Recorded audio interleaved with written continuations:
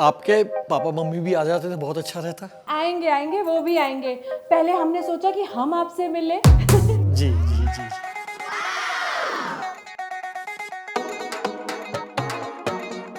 लड़की कितनी सुंदर है ना। तो क्या करूं?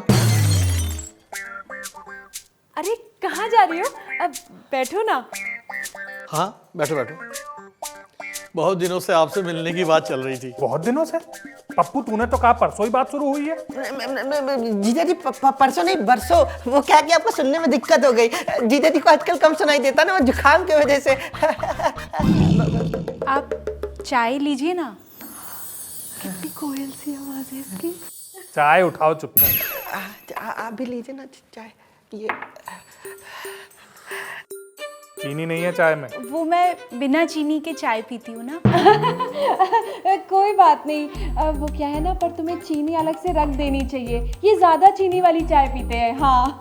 अधिकारी जी आजकल शुगर ज्यादा हो रहा है। शुगर बीपी टेंशन पहले ही मिल चुका है ससुराल से।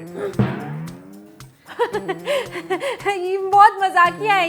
ये मजाकिया बिना ना रह ही नहीं पाते हैं। नहीं नहीं ये तो बहुत अच्छा है। क्यों बेटा? जी पापा। वैसे क्या क्या बना लेती हो तुम? खिचड़ी। इसके अलावा क्या बना लेती हो? और कुछ आता नहीं है, क्योंकि बचपन में इनकी माँ नहीं थी। जो कुछ सीखा खुद सीख लिया, और बाकी आप हैं वो सिखा देंगे। जो खुद कुछ नहीं जानता वो दूसरों को क्या सिखाएगा? कुछ कह रहे हैं अधिकारी जी आप? नहीं जीजा जी कह रहे हैं कि शादी के बाद तो ये सब कुछ सीख ही जाएंगे। और वैसे भी दीदी को भी कहाँ कुछ आता था शादी से पहले। अब कौन सा आता है पप्पू? देखिए अब भी मजाक कर रहे हैं। कहीं जाना है अधिकारी जी क्या? दफ्तर जाना है मुझे। आज की तो छुट्टी ले लेते हैं। लेंगे, छुट्टी भी लेंगे। बस एक बार इनका रोका हो जाए, उसके बाद तो सब कुछ इन्हें ही संभालना है। वो क्या है ना कि हम लोग जीजा जी के ऊपर सारी जिम्मेदारी सौंप देते हैं। वैसे तुमने पढ़ाई लिखाई कहाँ तक की है? जी मैंने 10वीं की है। बढ़िया जोड़ी है, लड़की 10वीं लड़का 11वीं। 11वीं? पप्पू बेटा तो MA की है ना?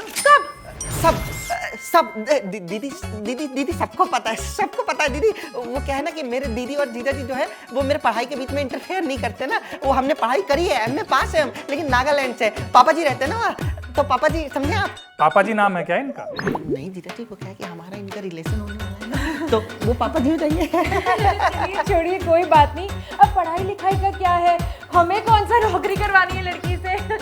किसी एक को तो काम करना होगा ना। क्यों? पप्पू बेटा तो जॉब करते हैं। वहाँ दीदी वहाँ वो क्या है कि पहले हम दिल्ली एम्स में थे, अब ट्रांसफर हो गए, अब ऋषिकेश एम्स में आ गए। वो डॉक्टर है ना हम। एक तो ये इतनी नौकरियां बदलता है कि मैं ही भूल जाती हूँ कि अब कहाँ काम कर रहा है। आए दिन ज्वाइनिंग लेटर आते रहते हैं डाकिये से। पुलिस भी आती है, वो भी बता दो। पुलिस वेरिफिकेशन उसी के लिए आती है। सरकारी नौकरी की चिट्ठियां आती होंगी ना? और नहीं तो क्या। अरे इतना मेहनती है ना मेरा भाई कि रात दिन पढ़ाई करता है। हर संडे तो ये एग्जाम देने चला जाता है। हम दोनों तो इसे कहते रहते हैं कि मत पढ़ाई कर, इतनी मत पढ़ाई कर, लेकिन ये हमारी एक नहीं सुनता।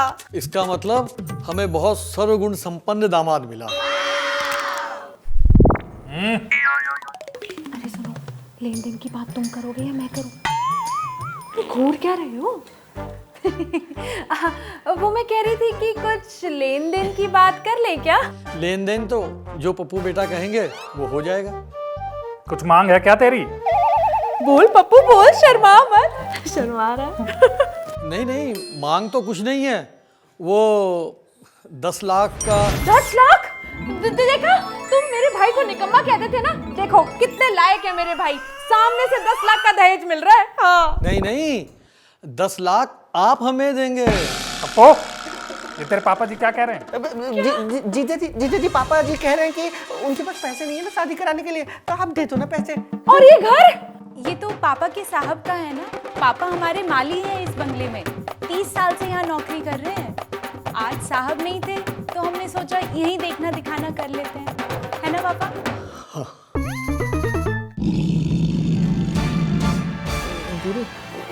जीजा जी घूर क्यों रहे हैं? जीजा जी 10 लाख रुपए दे दो, स्वीटी के बिना जी नहीं पाएंगे। बोलकर रिश्ता तय करता है धोखेबाज।